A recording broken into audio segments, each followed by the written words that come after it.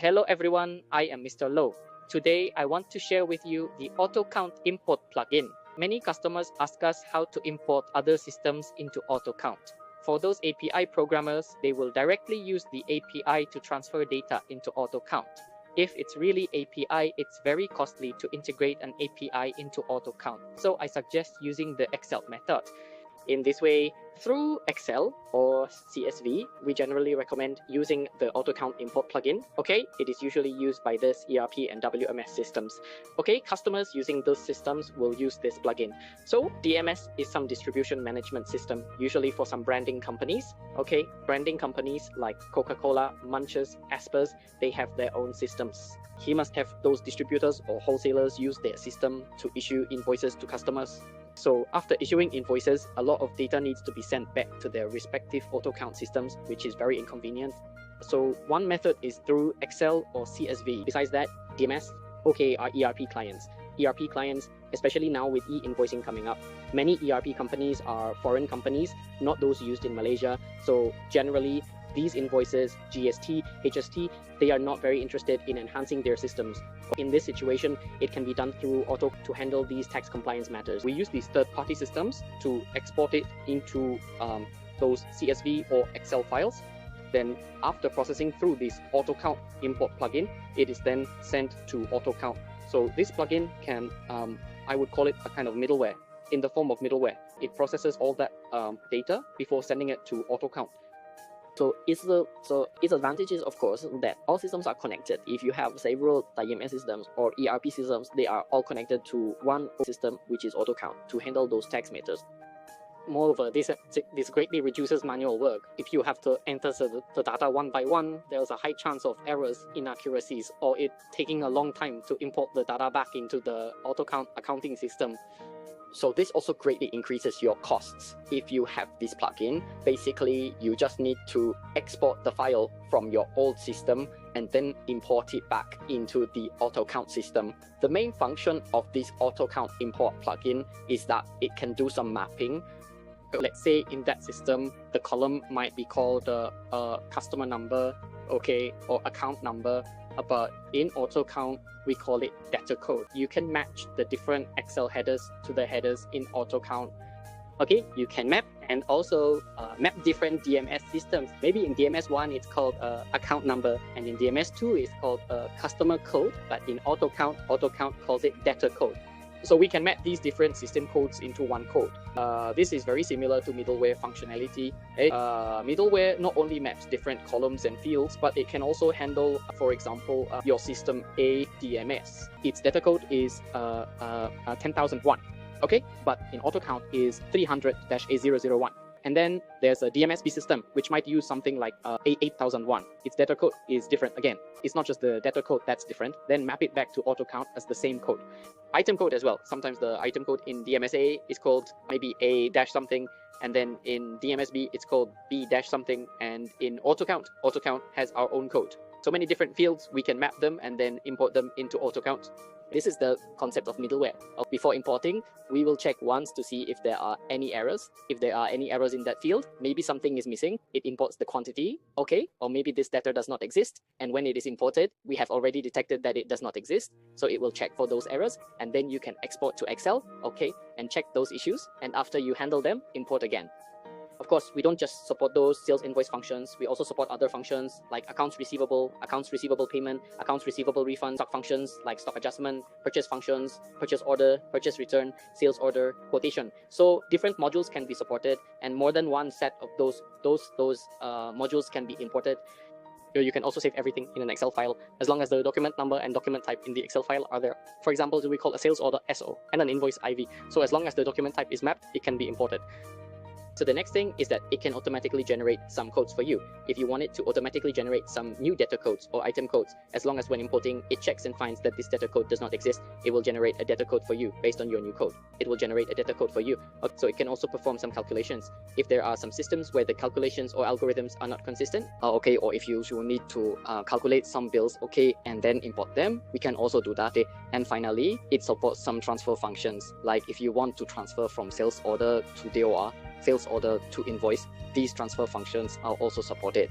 These are the various features and uses of our AutoCount import plugin. We have another plugin. If you're interested, you can check it out. It's called the AutoCount Integrator plugin. This plugin doesn't require manual input. For the AutoCount import plugin, you need to manually load the Excel file. For the AutoCount import plugin, you still need to manually load this Excel file.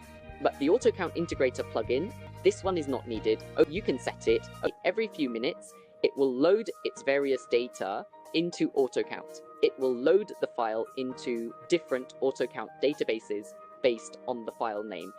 The one called AutoCount Integrator plugin extends the functionality of the AutoCount import plugin. Moving on to the AutoCount Integrator plugin. So I'll let my partner explain the entire functionality. It's like this. I just started talking. I came with another file. The one I tested is this file. If you need me to buy another file later, I'll need some time. For this file, I also need to enter AutoCount. It says this code. This is invoice number, invoice date, product description. This is its white label, 0.213 like this, which is the first line, second line, third line. So here is the product quality. This is the unit of measure. So this is its price. This is its price. So here, there are two discounts. One is this promo discount, and this product discount. I checked now, it is a unit discount. This is $5. Actually, because of two quantities, a discount of $5, making the total discount to $10. Clear? So the $10 discount becomes 48.10. Sorry, 2 times 48.1. 2 times 48 is 96, right? 96.1 should be 86 otherwise. So I checked and found that it actually has two discounts, one customer discount and one promo discount. You see, we just take this, so it becomes one is a promo discount and one is a customer discount. In AutoCount, there might only be one discount, right? So actually, I need to add these two together, making a total discount of $12.80. Can you do it? Do it. So it becomes 2 times 48, which is 96. Okay. Then subtract 10, then subtract 2.8. 2 times 48 equals 96. Subtract 10, then subtract 2.8, and you get 83.42. Especially, okay, like these columns I highlighted are very necessary, cannot be omitted. The others are just fine. This thing downloads with his name. I believe this is the customer of these. It's up to you if you want to enter them into the UF field. Now that I have this info, I need to do the mapping. Have you already done one in AutoCount? Our plugin is called the info plugin. So here it can do modular mapping. For this modular mapping, I will set the invoice. What is your header?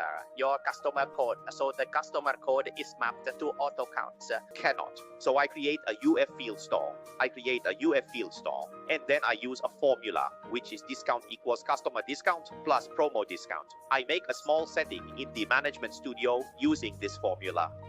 Then this formula, I just adapt the invoice field here. Then I import it to the UF field and I add these two fields together, plug it into my discount. Understand that? Understood. In the future, after I have done this setting, having two columns for the discount field is not a problem. I can add them up and then I will create a user-defined field for the amount after tax because I want to double check the entries. Since AutoCount will automatically generate it, quantity multiplied by unit price plus discount, I want to see if AutoCount's calculation matches the figure in this row. Understand? So I will also enter this line into the system. I will show you later. So next, in my invoice later here, there will also be something called the column for amount after tax. So this is just a user-defined field because later I want to compare this column with the AutoCount column, and if there's no difference, then it's correct. Do you agree? Currently, there is no invoice field in AutoCount. So here, I click import, I select it, then I browse, I select that file, open. It will load. So it will start reading that file. Based on the column names in that file, it will display them. Okay. But then afterwards, I created a field called user. Amount after tax because I need to double check what goes in, because AutoCount will automatically multiply quantity times unit price plus discount, and then I need to see if what AutoCount calculates matches the figure in this line. Understand? So I also entered this line into the system. I'll tell you later. Okay, so in my invoice later here, there will also be a column called amount after tax. So this is just because later I need to compare this column with AutoCAD's column. So if there's no difference, it's correct. Agree? So right now, AutoCAD doesn't have any of that invoice. So here I click import. I do it first, then I browse. I select that file, open, and it loads. So it will start reading that file. So based on it will display them. Yes, sorry. May I ask, will it be like saying his file might not be approximately how large? Maybe there is. If the file is large, it will take a long time. I adjusted a few things in this file. Actually, you could say I didn't adjust anything. I just added one more column called this column. The content of this column is called, because I need to let the system know what I want to import is IV invoice. I need to let the system know that this item is to be imported as an invoice. This line. If your document had cash sales, you can put them together. It can be in one document, or it can also include credit notes. So one file can import many different document types. It's not by file, not by, import invoices once, import credit notes once, import cash sales once. It can be in one file. Different rows can have different data. So now I'll say that I've already set it up, because here I've set this as my module code, which is IV. Since you put I there, this column is called IV. If you have INV, some customers write INV, I can change it to INV here as well. Also, it mixes two columns, adding this column in, and then it can be used. So now I'll just load it twice. Load the data twice, and there are a total of 143 invoices, it says. Then I just press proceed. Here are all the invoices. It will auto-create first. If an item is missing, it will auto-create so that you won't have such an error. It can also auto-create customers. Let's say here, I can auto-create items, auto-create customers. But in my auto-create customer, there is no customer name in this file. So it has a customer code, but no customer name in this file. It's not fully customized. So if I auto-create, it will only have the code in it. So now I am just creating the code. If you have a name, it will automatically create my customer's code and name. Understand? So now, because I have already run it once before, it won't auto-create again. So when I proceed, it will double check, and anything that needs to be auto-created will be auto-created. Just now, I already auto-created the item and customer code, adding over 140 invoices. So I press import, confirm, and it will start importing. So now it is importing to our invoice. It has been imported. Okay. So later when we import, there will be an import field here, so it can be double checked.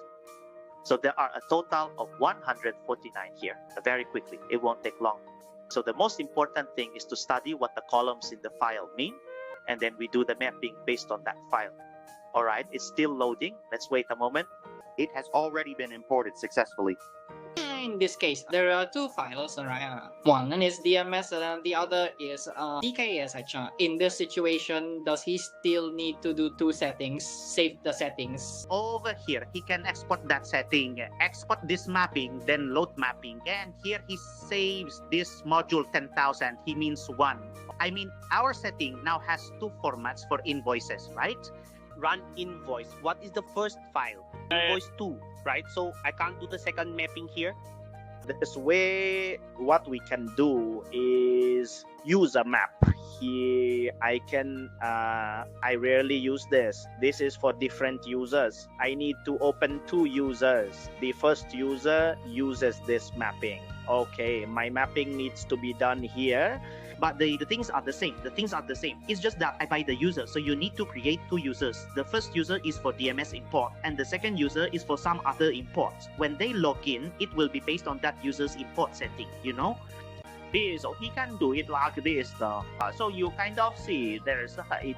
Also need to study what's inside. Like here is the customer code and here is the customer name. We have a good advantage. Like the customer code, sir, this is the system's code. AutoCount has its own code. Also, we can call it our mapping here can be like this customer code I am importing refer you to the field. So if I check this, it means it will base on this field to enter. This field is that, what's it called? Like this 1022050720. In this case, your data maintenance here, as long as this customer has this field here, when I import, it is based on this through AutoCount's code. So it imports like this. So our setting can import in this way. Okay, imported. So here I mark this square because I have already done the mapping. Okay. So later I will back up this file and then I'll give you this password. This password is very general. It's our hotline 13008008828. You come back, restore this file, and then try to import it. Okay, when you import here, pay attention. You see my load document is very fast now. Let me show you. I browse this file here, select this DNS, and my load down is very fast. It keeps jumping. Do you see? It's because I copied this file to a CSV file. Excel would be much larger and slower because Excel has colors, font sizes, and so on, while CSV is plain text with very few lines. So here we have a setting called the central configuration. We can copy it to this CSV file.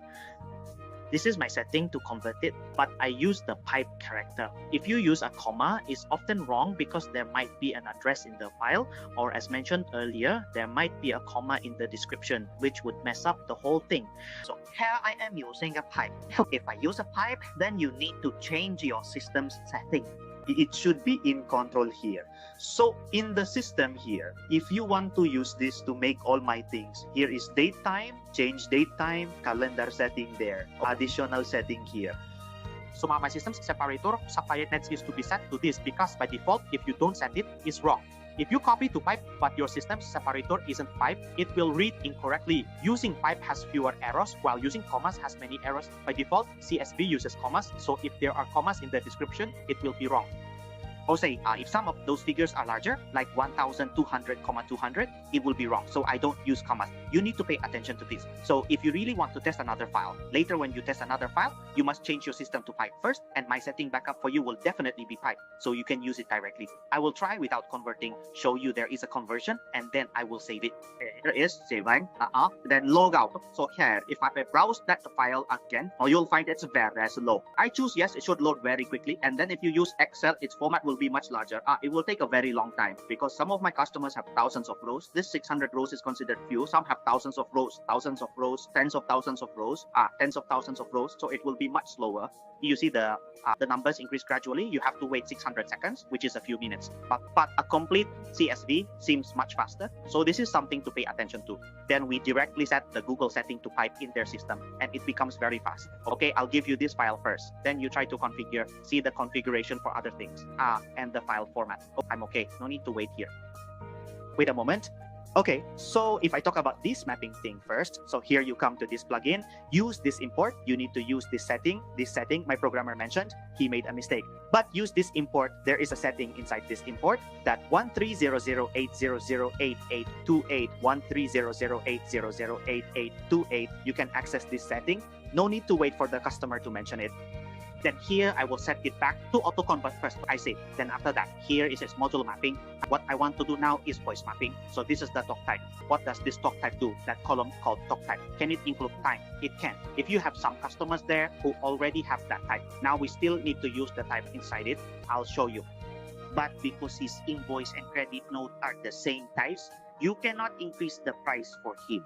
It's too simple. It seems like some Google exports its file here. It actually has a selling type. So now I see it's S, it's invoice. I can change it to selling type. I can do this. This setting is here, it's changed to selling type. Its header is selling type. My here is, I am giving it like this, but I see it's invoice, it is S. And the CN type is also S. So it's best not to have mistakes in such situations. Otherwise, if he doesn't pay attention, it will go into CN and the invoice will be wrong. So in this situation, I suggest we add one more column in the front. You just send that invoice. So this needs attention.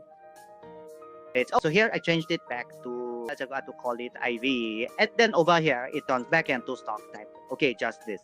Okay. So over here in the invoice, I can add that row below. If so, in this file, I will make one. I have this outlet classification description, or call it customer area description. It can come in. I might need this. You need to create a user-defined field. Okay, I will create the user-defined field, which means I want to specify the customer area code. I will create one called customer area code, and then here in the invoice detail, I will add the customer area code, and then just put the description like this. I will add another text user-defined field here because I'm focusing now. I need to log out for a moment, otherwise I can't find that field, so I'll close it first. Then I say, Ayo balik ke the import plugin, then go to settings, fees under collection for HR equity, and here I go to the invoice mapping, add here, and we say because it is okay. There are several types. Master detail. Master is like, you know, the master of the invoice. Like AutoCount also has master detail. So your area code is in the detail. So here you can search for that customer area code. So I'll talk about this customer area code first, and then I'll say this is the customer area code. In Excel, it's this address like that. So I just copy this header and I put it here as the customer area code. Save this module and it's done. Then I still need to access the UDS, right? Because you said if I want to go to UDS. No, that's not needed. This is like this directly goes into the UDS field, but I have a reference field for it to revert to. My code is this, but this is the reference code. It's just lookup, using lookup to get that field. Yes, it is to look up this field to get the auto count of this field. We can also actually, this is quite powerful. We can also do value mapping. What does this value mapping mean? In this field, let's say there might be cancel, right? It might have a cancel document, like later on, it is set to yes or no, maybe like that. It might be no, or yes or no. That because its value is different from the auto count value. The auto count value is not yes. It is true or false, T or F. And the database is T or F. I can do value mapping like this. My value for the entire document's cancel field, the Excel value of no, is equivalent to true in my auto count. F meaning false, can't say false, just F. I can do it like this for cancel. This view, yes, this is true. I can do this kind of mapping. So when I import, okay, during import, it will automatically help me convert that field's value to a value that AutoCount can accept. Yes, okay, this is what we call value mapping. So what we can do is that. Then there's another customer who mentioned that some files like DMS have this situation. He said, so Ansan, for this, there are some things that need to be excluded. I don't want them included. Maybe he doesn't know either. He said it's on hold. That's what he means. So there are some that are like yes, which means this needs to be held and it shouldn't go into the invoice. He wants to exclude it. He said he wants to exclude it. So in my entire file, there are only these 4 lines to exclude based on this column's value. I can say there's an Excel filter header here. Here, I say whether to hold that column, the hold header, that column is called hold. And here we say, if there's no value, it goes in. If there's a value, if there's no value, it goes in. Or it can be set like this. This is called Excel's hold value, Excel's filter value. We can combine a criteria values field. I don't quite remember this either. It's like this. He has many lines. He mentioned many lines. The same item will repeat. This product code, the same one will repeat 10 or 20 lines. But when I build it, I want to combine the entire item's quantity together. The same quantity. I call the same code I combine together. Just build the total quantity at once. So that can be done, but now I've forgotten how to set it. But for individual cases, it shouldn't be necessary. In this situation, I did this value mapping. I can do it. It's the value mapping of the invoice by product set. CN had different value mappings like this. Now, then I create items for CN. Okay, so this is how to do the module mapping, value mapping, and it can be done like this. Okay, usually when we talk about import, we need to make sure what we import is correct. Just now, I mentioned this thing. There's something called amount after tax, right? This is what they told us. Is this line 48? This line is 112, and this line is 84.67. That's what it means. Their amount after tax for each line. Like when I imported just now, I also imported an extra E, right? Import, this is called amount after tax, right? So this amount after tax, this. Next, suppose it should auto count and calculate the same as mine, right? Okay, we do mapping. Be careful because the programmer didn't specify what can or cannot match. After loading everything, it fills out, which is that master field. You want that total. It can also bug, but this total shouldn't bug because it's an auto count calculated total, right? This field should not match. I added total, which can only be stored in another one code so that I use it for comparison, for my own comparison. Okay, like I don't want to match those total. Like AutoCount has its text, right? This is also a value calculated by AutoCount itself. I should not override its value. Okay, understood. So there are some fields, not all fields need to be matched. All right, we won't match these fields. Okay, if you need to use it for comparison, we just add it as a user-defined field so that it can be compared. Okay, now I already have that detail field. How do you make sure things are imported correctly? This way, I have a details listing in AutoCal, an inquiry, and I can make a report to compare between this about after tax or with my total, subtracting this from that to see if there is a value. If there is, I can make a report to compare, or I can quickly export to Excel, adding my DSS. this is something exported by AutoCount, right? By detail. So here I create a formula subtracting this amount. 0 means it's correct. It means AutoCount calculated it correctly. So here I do 1. I usually also show it directly to Google. I'm at 0, which means I checked every line. You're about, I try to make sure it's correct. This is also what they call a checking action. Even though we implemented it for them, they still need to make sure those things are correctly input. So the discount I mentioned earlier, let me check again. Okay, so this plus this promo discount are all 0. So the 83.42 I mentioned earlier, this invoice, so the quantity is 2, the price is $10, discount is $10 plus 2 more, so the discount is 12.58. Get ready, 10 plus 2, 2.58 makes 12.58. So I go back to check the invoice. I search for that invoice I just imported, which is 12.58.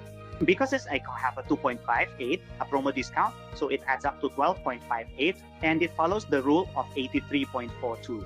Understand? Very clear, okay? It can also match what he wants. I also went to test those CN things because it takes a lot of time to study its function.